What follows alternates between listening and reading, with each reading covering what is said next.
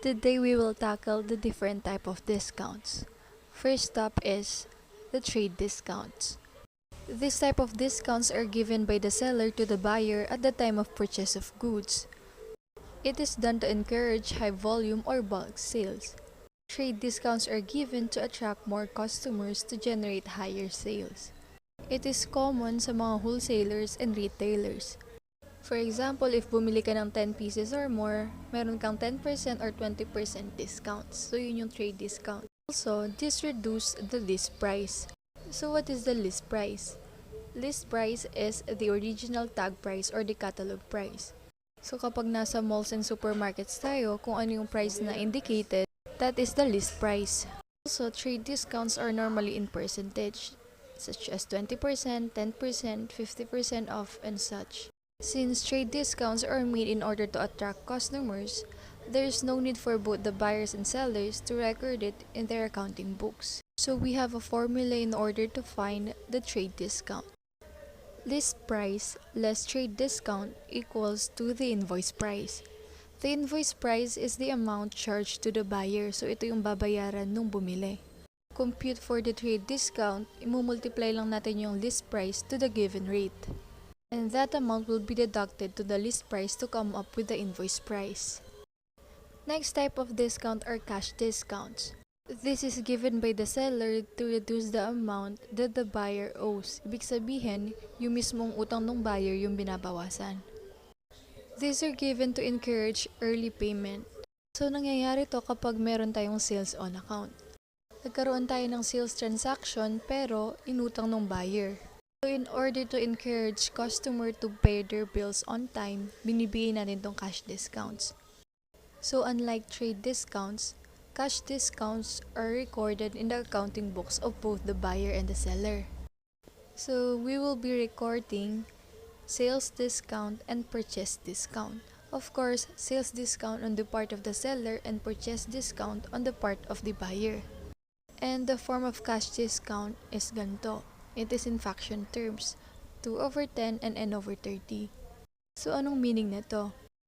The first one, 2/10, the numerator which is 2 represents the discount. So, the discount is 2%, while the denominator which is 10 represents the specified time that the buyer needs to pay in order to avail yung cash discount.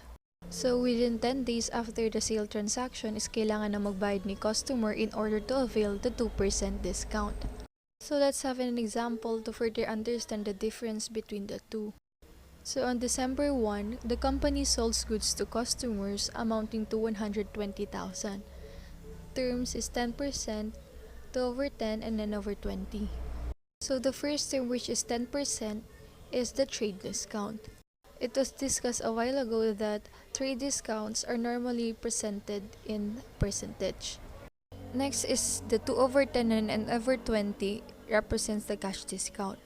In order to avail the 2% discount, customers should pay within 10 days after December 1. If hindi niya nabayaran within 10 days, no discount shall be given. So first, let us compute for the trade discount. List price, which is 120, will be multiplied to sa 10% na trade discount in order to come up with the amount of 12,000. Yung 12,000 ay deducted sa list price. So, magka-come up tayo sa invoice price of 108,000. This will be recorded as sales sa books ni seller and buyer. Entry to record, since it's a sale on account, debit accounts receivable of 108,000 and we credit sales amounting to 108,000 as well. Next, kumpitin naman natin yung cash discount. The first scenario, what if the company collected the amount due to the customer on December 10.